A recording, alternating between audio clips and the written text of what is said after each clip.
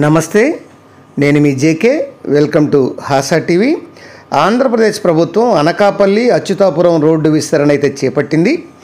ఎన్నికల ముందు మంత్రి నారా లోకేష్ ఇచ్చినటువంటి హామీని నెరవేర్చేందుకు గాను 13.8 కిలోమీటర్ల మేర ఉన్నటువంటి రోడ్డును 100 అడుగులుగా చేసేందుకు 250 కోట్ల రూపాయలను అయితే కేటాయించారు. దానికి సంబంధించినటువంటి వివరాలను ఈ వీడియో ద్వారా వివరిస్తాను. వీడియో చివరి దాకా చూసి ఒక్క లైక్ ఇచ్చి మీ అభిప్రాయాన్ని కామెంట్ రూపంలో తెలియజేసి మా ఛానల్ని సబ్స్క్రైబ్ చేయండి ఫ్రెండ్స్. ఆంధ్రప్రదేశ్ ప్రభుత్వం రాష్ట్ర వ్యాప్తంగా ఉన్నటువంటి రోడ్ల నిర్మాణంపై, అభివృద్ధిపై వాటి మీద ఫోకస్ పెట్టింది.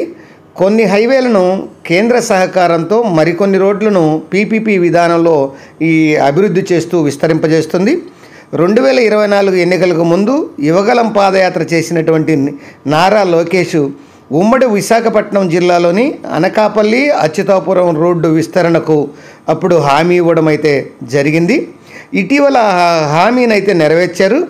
ఈ మేరకు గత నెల 31వ తేదీన మంత్రి లోకేష్ చేతుల మీదుగా ఆ రోడ్డుకు శంకుస్థాపన అయితే చేశారు.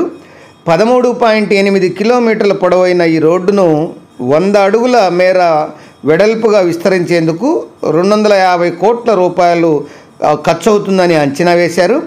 ఆ వ్యయం ప్రకారం ఈ నిధులను కూడా మంజూరు చేయడం అయితే జరిగింది.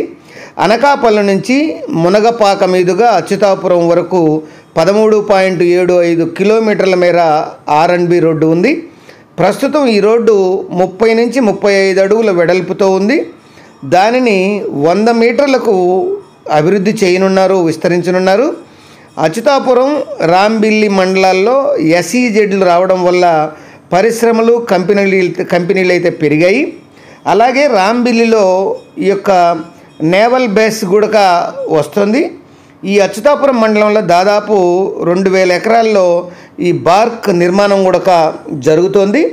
దీంతో ఈ రోడ్లో వాహనాల రద్దీ బాగా పెరుగుతోంది. ప్రజెంటు వాహనాల రద్దీ కూడా కొంచెం అధికంగానే పెరిగిందని చెప్పొచ్చు. రాబోయే కాలంలో మరింత పెరుగుతుంది. ప్రస్తుతం ఉన్న రోడ్డు సింగిల్ లైన్ కావడంతో వాహనాలు నెమ్మదిగా వెళ్లాల్సి వస్తుంది. ఈ అనకాపల్లి నుంచి అచ్యుతాపురం వెళ్ళడానికి గంట సమయం పడుతుంది. అందుకే ఈ రోడ్డును అభివృద్ధి చేయనున్నారు. ఈ రోడ్డు ఇటీవల టెండర్ల ప్రక్రియ కూడా పూర్తయింది.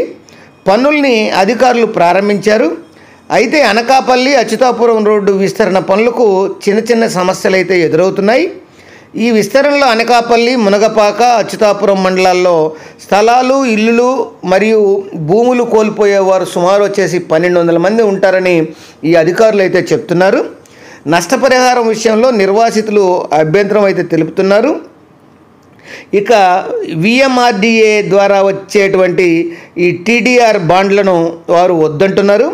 2013 భూసేకరణ చట్ట ప్రకారమే ఈ యొక్క నష్టపరిహారం చెల్లించాలని వారైతే డిమాండ్ చేస్తున్నారు.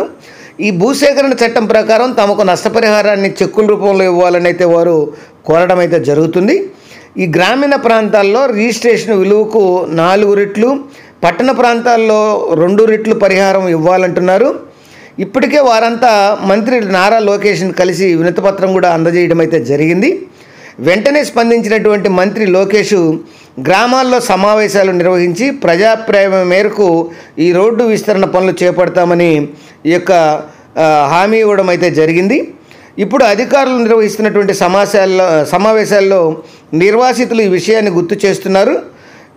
ప్రజాభిప్రాయం మేరకే నష్టపరిహారం చెల్లించాలని అయితే కోరుతున్నారు.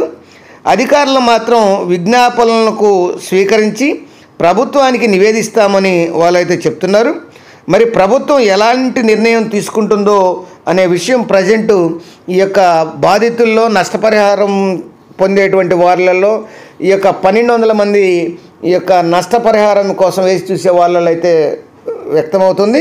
అది ఫ్రెండ్స్, ఈ యొక్క అచ్యుతాపురం, అనకాపల్లి మధ్య రోడ్డు ఉన్నటువంటి విస్తరణ పనుల గురించి. మరొక అంశంతో మళ్ళీ మీ ముందుంటాను ఫ్రెండ్స్. జై హింద్.